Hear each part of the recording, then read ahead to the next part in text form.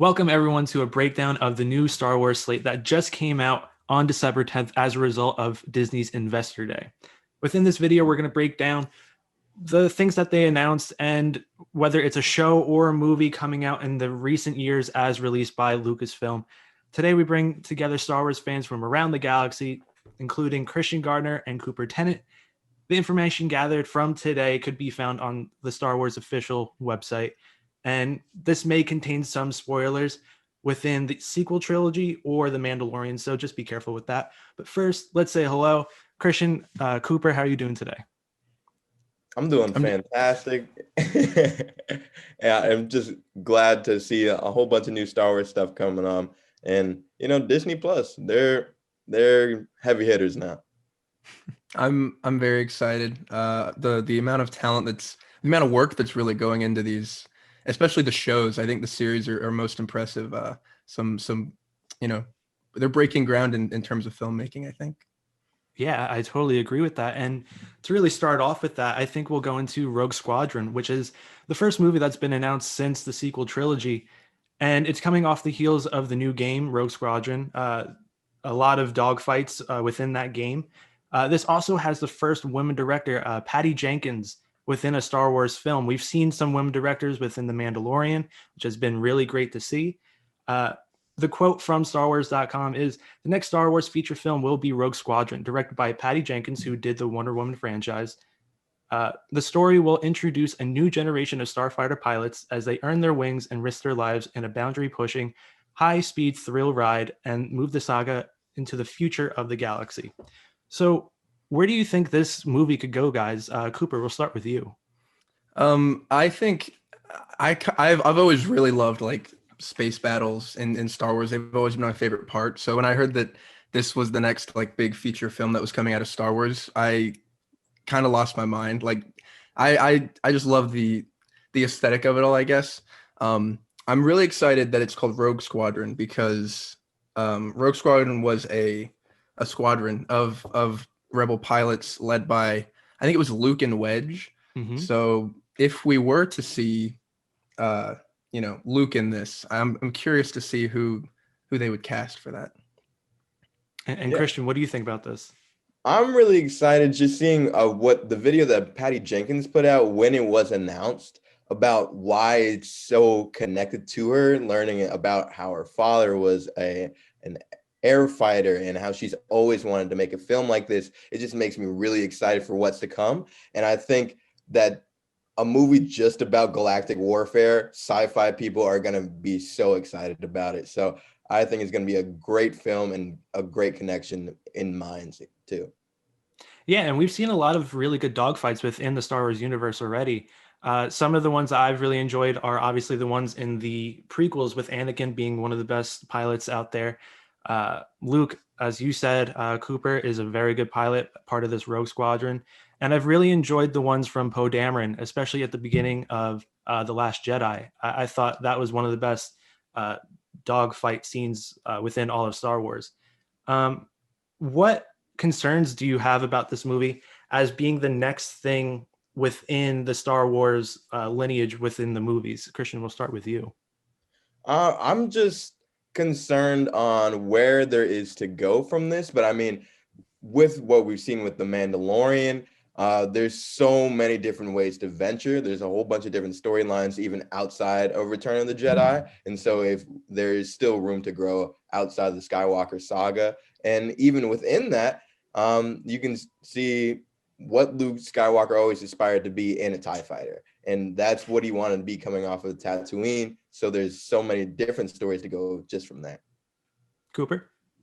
I think I'm interested in seeing, or I'm a little worried about what exactly like timeline they're going to be shooting for this, because I'm not sure if it's going to be like pre A New Hope and it'll be, new people, or post Return of the Jedi and have it be like a setup for, or because we're getting a lot of stuff in the Mandalorian time period. So I wouldn't be surprised if they go with that kind of thing. Mm-hmm. But I guess it's not much of a worry. I'm just a little confused as to what time period they're going to be putting this in.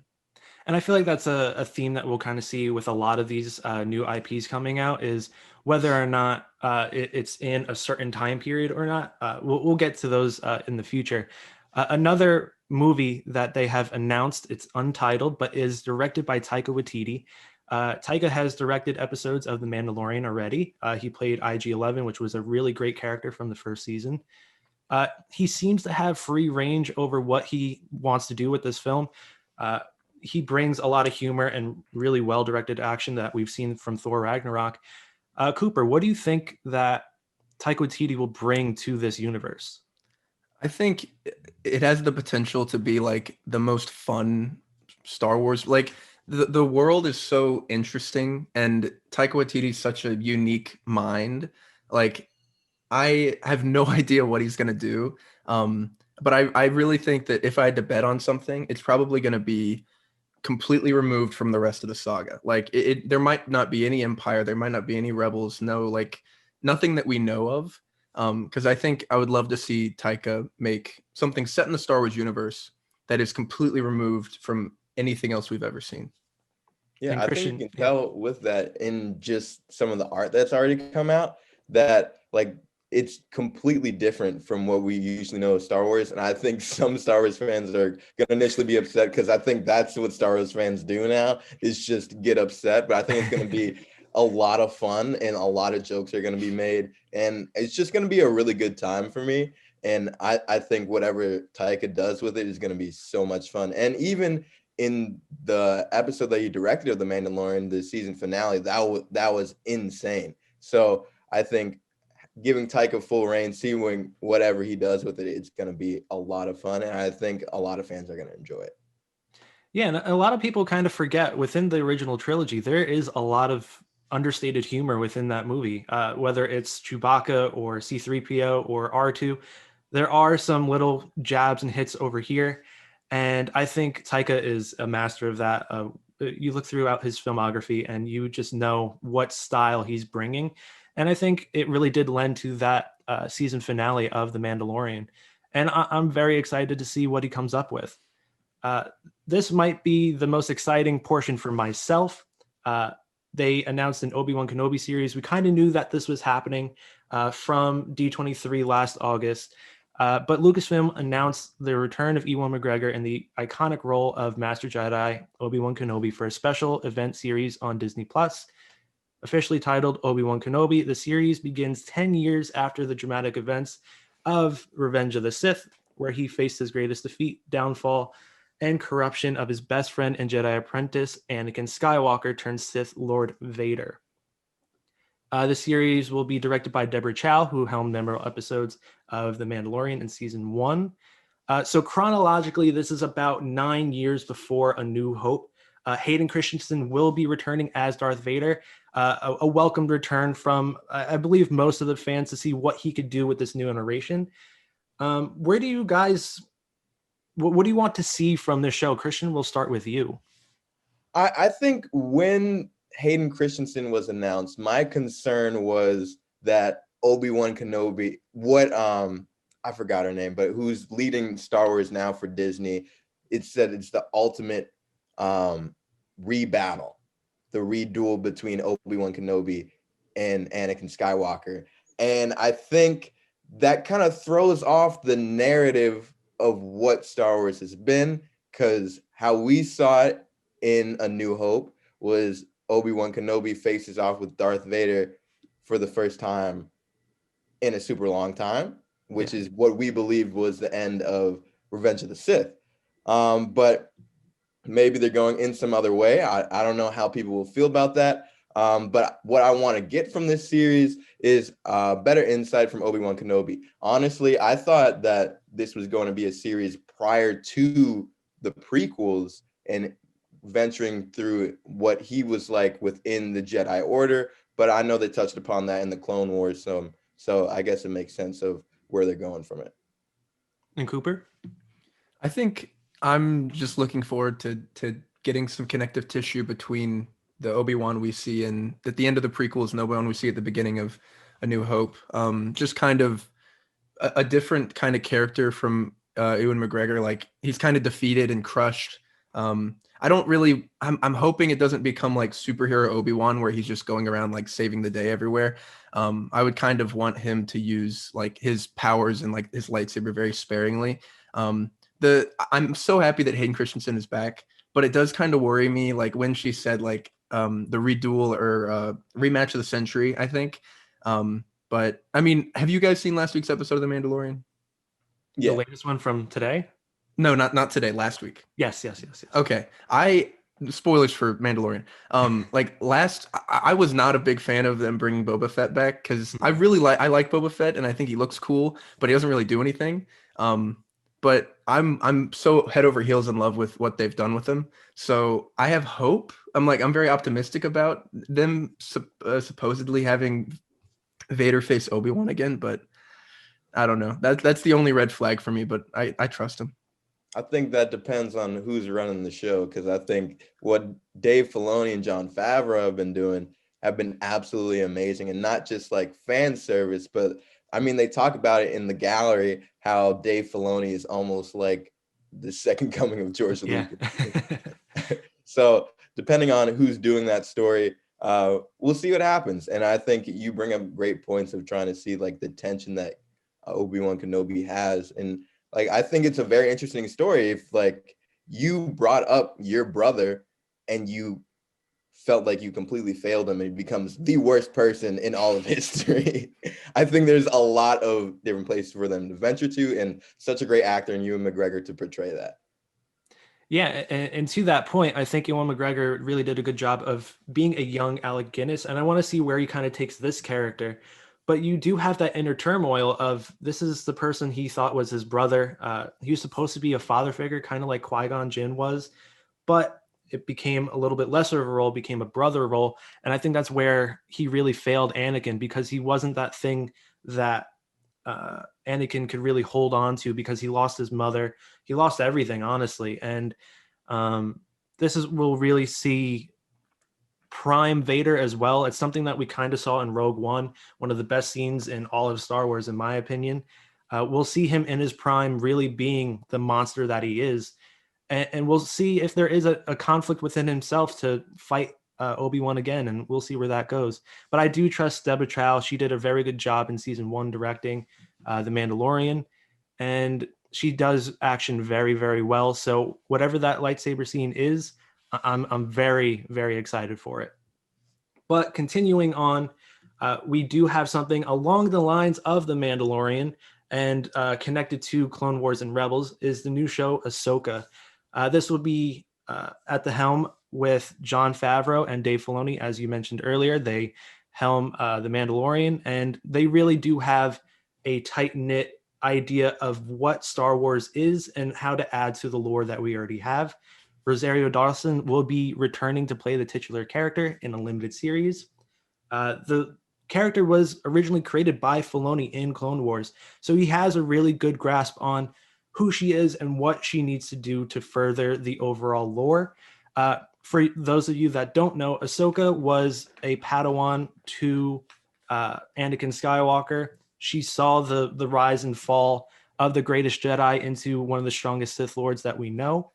She wields a double white lightsaber from fighting the Inquisitors, who were agents sent by Darth Vader to kind of defeat more Jedi. How much crossover do you think will happen within this and The Mandalorian and Rebels? There is a lot to tie in within all of this, as we saw from her episode in The Mandalorian. Cooper, what do you think? I think when I first heard that they were doing live action Ahsoka in Mandalorian, I was kind of hoping it would be just like only live action Ahsoka in The Mandalorian, because I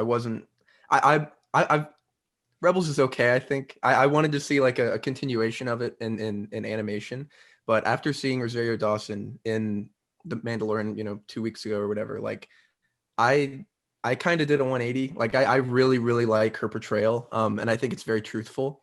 I think the first season or two. I mean, I don't know how long they plan on making these, but I wouldn't expect a lot of crossover at first, just so they can kind of set up their own individual stories. But I definitely think that over time, like as they release episodes, I'm sure you'll see the effects of each series, including Rangers, kind of crossing over and affecting each other's timeline or stories, I guess. So, Yeah, Christian? I think it's gonna go kind of like how those Netflix Marvel shows went. how they had their individual stories, but eventually coming together in Marvel's Defenders. And I think, of course, since we got introduced to this Ahsoka in The Mandalorian, there has to be constant crossover between all three of these shows. But I think Ahsoka is going to be one of the top shows that Disney Plus has in the coming years, because I think people were already blown away by just the one episode of Rosario Dawson as Ahsoka, and everyone loves a good kind of anti-hero. So like following a gray Jedi of Ahsoka, it's going to be so much fun to watch. Yeah, I wholeheartedly agree with that. And like we said earlier, these is really in good hands. And that's not necessarily something we saw within the sequel trilogy, which has a sour taste in a lot of people's mouth, because even though Kathleen Kennedy is at the top of Lucasfilm, there was no really through line within all three movies. And that's something that we've really seen within The Mandalorian and within other IPs that Dave Filoni has really taken the helm at. And that's because, like you said earlier, he really is the Padawan to George Lucas, the creator of this all. And he really does know the connection between the High Republic, which is something we'll talk about earlier, the Old Republic, the prequels, the original trilogy, and everything past. So he does have this understanding, and I think we'll get a lot of that within this new series. Another new series that Cooper alluded to was Rangers of the New Republic. This is set within the timeline of The Mandalorian and is a new live action series from the executive producers, Jon Favreau and Dave Filoni, once again. And they will intersect future stories and culminate into a climactic story event. So there's a lot to unpack there, because they're kind of alluding to this essentially cross point of where things might change, and then you do get what we see into the sequel trilogies, and kind of explain further of what we actually know and kind of fill in the holes of the questions that were set by the sequel trilogy. So where do you think that coinciding point will be where they kind of go together? And Christian, we'll start with you. Well, we've seen kind of the building of the empire with Giancarlo Esposito's character, and Ahsoka has been tracking down a lot of the Inquisitors, and different things like that. No, I'm not sure if they're Inquisitors or anything like that, but we've seen that she's been kind of this hunter throughout the entire journey of what we've seen so far. So obviously there's still some great higher power within throughout the galaxy that they have to fight and bring to justice. Cooper, what would you want to see after the events of Return of the Jedi? There's a lot of things that happen. The second Death Star blows up. We lose Palpatine. It's kind of a deflated empire. You still see some of their reach within the Mandalorian. Do you think that they'll kind of blur the lines into the First Order now, or what do you think we're going to see? That was the one thing that did worry me a little bit in terms of intersecting the future stories, because while I do think the sequel trilogy was kind of a mess in terms of creative decisions and like directing, I don't know if I want them to try to retcon issues from the sequels with The Mandalorian. Like a couple weeks ago in one of the episodes, like you see all these like tubes, like vats with like people in them, and one of the theories is that those are clones of Palpatine, because like in Rise of Skywalker it's revealed that he had clones or whatever. But I think the kind of stuff we've seen with The Mandalorian, like in the first episode of this season, where they talk about how after the Death Star exploded, like on Tatooine, like that mining guild came and took over, because like while the Empire was a tyrannical, like oppressive threat, they did protect a lot of very small towns. Mm-hmm. So I think it would be interesting to see some maybe Empire like sympathizers, or just more kind of the world, like post the collapse of like the biggest government that anyone had ever seen. And that's something that we kind of see in The Last Jedi with DJ, as played by Benicio del Toro, of it doesn't really matter what side you're on. There's this whole planet in Cantobite that doesn't really care. It's about the money. It's about what you could do for me. And I think that would be something very interesting to see in this new series. There's not much more to divulge from this new series. They didn't give us too much, but I think there is a lot of interesting things that they could do with this show. The next show that we will talk about is Lando. Justin Simeon, who is the creator of Dear White People, will be at the helm of it. And we don't know whether it's going to be Billy D. Williams. We see him at the Rise of Skywalker, kind of see what he's doing. during that sequel trilogy, or will we see more of a origin story with Donald Glover? He did a great job, I believe, in Solo, a Star Wars story. Even though Solo wasn't this thing that everybody was really looking forward to necessarily, I think it was a good movie at the end of the day. It might not be the best Star Wars movie, but I think it was a solid movie. Uh, would you rather see his origins and seeing how he interacts with the droid that he has in Solo, or would you rather see what he's been doing after the events of Return of the Jedi? Christian, we'll start with you.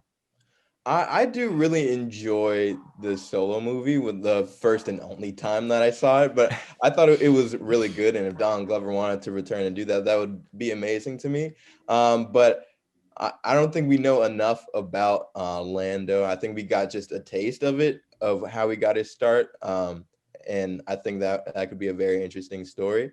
If Billy D. Williams came back to do it, I don't know how so well that would go, but I think when he came in The Rise of Skywalker, it was very, very interesting. And I think I felt walking out of that movie that they kind of hinted at it, sort of. I was talking about that with my dad because at the end of the movie, he's talking to one of the freedom fighters. They were like, "Hey, do you want to find your dad?" And then they were like, "Wink at the camera." And then we joked and said, "Oh, that's going to be a Disney Plus show." And here we are now with Lando. So it'll probably be after the Return of the Jedi or something like that. And one of my biggest takeaways from it was when I was hearing the music, because they wouldn't let fans see the trailer for the show yet. I was like, are they turning Lando into Shaft? Space Shaft? But I think it will be a lot of black exploitation film impressed. So a lot of different ways to venture with this show. Cooper, what do you think about this new show? I think I'm really excited. I think Lando's always been one of my favorite characters that I feel like we never really get enough information about. But I would love to see Donald Glover come back. Honestly, I would love if they used this almost as a sequel to Solo, because I'm sure there were plans for sequels to that movie, but after the poor reception, that probably won't happen anymore. Yeah. But I think this would be a great opportunity to kind of see, like you said, kind of where he came from, how he got his footing, and I think it looks to be an extremely fun time. I think, in my opinion, at least. Yeah, and I think Donald Glover will bring that charisma and energy that we know from the original trilogy and that we saw in Solo Star Wars Story. Another spin-off type of show that we're getting is Andor. Andor is a tense, nail-biting spy thriller created by Tony Gilroy and is set to arrive on Disney Plus in 2022. Diego Luna will be reprising the role as Cassian Andor from Rogue One, and production has already kicked off 3 weeks ago in London. So there's a lot around this movie, the show, I should say, that kind of piques my interest, but also gives me some concerns.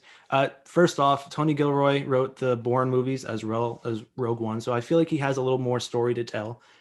But I wasn't really too interested in hearing this one from the jump because Cassian to me was a very interesting character within an isolated movie, and I wasn't really interested on what was he doing before that. But what do you guys think about this new show that will come out? Cooper, we'll start with you. I'm actually very excited for Cassian Andor because when Rogue One first came out, I was like, it's okay. But I've watched it several times since then, and it's become one of my favorite Star Wars movies just in total. I think that it will, like you said, you don't get a lot of information about the character or any of the characters in Rogue One. So I think this will be a good way for them to kind of add in some character development that was lacking in the movie. The only thing that is surprising to me about it is you don't, like, Alan Tudyk isn't in the cast list, who played K2SO, which is probably the fan favorite character from Rogue One. And he was announced as being in it before, but now he's completely missing from the cast list. So, I mean, it's not a make or break for me for the show. I'm still very excited for it because I love Diego Luna, but it's a little worrying, I think. I think for me, when I initially heard about it, I was like, wasn't sure if it was completely necessary. But I think it can be very interesting, and it kind of shows the way that Disney is viewing Disney Plus as it's a place to adventure different themes and different realms within your favorite stories. So that this is going to be a different spy type of feel away from all the other things that we have seen Star Wars to be. And I think we even seen that in their Marvel shows that they're moving towards. And so basically, that Disney Plus wants to show that there are different ways to see these different stories, and that a different feel can come from different shows. And I think it can be a lot of fun being some type of spy espionage thing, because the way that the rebellion worked is a lot of hopes and a lot of prayers. And Yeah. I think that can be a lot of fun to venture into. Yeah, and you mentioned how it is this new genre that we have. Rogue One was more of a war movie, which is kind of along the lines of a Dunkirk in a certain way, where it's not about the characters, it's more about the event that's happening within the film itself. But now this is a show, so we can get this character development over, say, 8 to 10 episodes, and I think that's really important. And I like that it is a different genre than we have been seeing. Instead of a sci-fi fantasy type thing, we're getting more of a spy thriller, which I think is very cool. The next show, which is I believe a totally new IP, is called The Acolyte. Leslie Headland, she created Russian Doll, which is a Emmy Award nominated show. A little bit of a mind twister, mind bender. She will be at the helm of this new Star Wars series on Disney Plus. The Acolyte is a mystery thriller that will take the audience into the galaxy of shadowy secrets and emerging dark side powers in the final days of the High Republic. So this is about 200 years before the events of Episode 1 of Phantom Menace. And it's a time where the Jedi rule was at its highest. The Sith were kind of the underbelly. I believe this is a time where we get Darth Plagueis. That might be Old Republic. But it's another genre bend with a mystery thriller. So I think that's a really interesting way to take this. Cooper, what do you think the Acolyte will bring to the lore of Star Wars? I think I may be wrong on this, but I think since Disney bought Lucasfilm and kind of made a lot of because there's a lot of stuff in the old canon from before the prequels, like a lot of prequels to the prequels, I guess. And so this is the first on-screen time that we'll be seeing the High Republic. So I think Disney might be using this as almost like a testing ground for if people actually want to see High Republic era stuff, and if people are interested in it.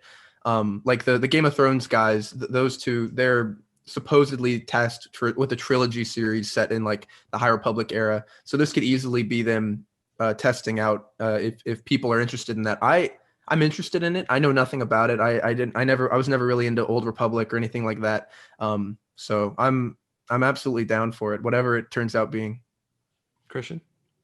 Yeah, I also don't really know that much about this series to come, but I think it can be very interesting, and another genre bend in seeing Disney move in a different direction. Yeah, and I think we're so used to seeing the Skywalker saga. We're used to the timeline that they've already given us, and I think it is bold and interesting to really expand the lore. If you're just a casual movie watcher or anything along those lines, you don't know about Legends. You don't know about some of the games that they've done, like Knights of the Old Republic. There is a lot of lore out there within Star Wars that has been created, whether it's canon or not. I think this is a good way to kind of bring a new set of eyes to that expanding lore. And I'm very excited for this one. I love mystery thrillers. That's one of my favorite genres just in general. And I think this will be a great way to really expand upon everything. Next off, there's 3 things that they also announced on the Lucasfilm slate.